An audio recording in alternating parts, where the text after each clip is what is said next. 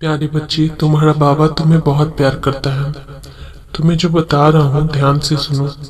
ध्यान के अतिरिक्त जो तुम व्यक्तिगत रूप से करते हो ना प्यारे बच्चे, यह तुम्हारे लिए भला होगा कि तुम 10 या 15 मिनट के लिए उस स्थान पर बैठो जहाँ तुमने भजन किया है।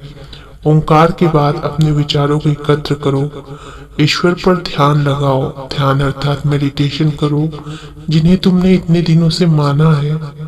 या तुम अपने सामने दीपक की लौ से ध्यान करके अपने आप को एकाग्र कर सकते हो, ईश्वर के करीब ला सकते हो और आंतरिक चेतना को प्रकाशित करने का प्रयास करो। प्यारे बच्चे, संपूर्ण सृष्टि में उसे प्रकाशित होने दो।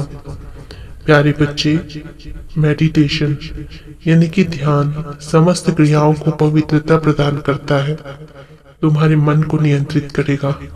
जिसकी तुमने वचनों में आराधना की है, तुम उनका चित्र उस विस्तृत प्रकाश की भव्यता में बना सकते हो। प्यारे बच्चे, भजन के बाद यह सामूहिक ध्यान तुम्हारे अपने घर पर व्यक्तिगत ध्यान हेतु धरातल पर तैयार करेगा।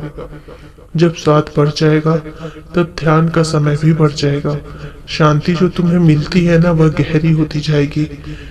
प्यारे बच्चे, तुम्हें ध्यान को अनिवार्य साधन के रूप में अपने जीवन में प्रवेश कराना चाहिए। नियमित ध्यान करना चाहिए, भजन कीर्तन करना चाहिए। तुम्हारा साईं तुम्हें हमेशा बताता है कि ध्यान तुम्हारे जीवन के लिए कितना आवश्यक है, क्योंकि ध्यान से ही तुम ईश्वर को प्राप्त कर पाओगे।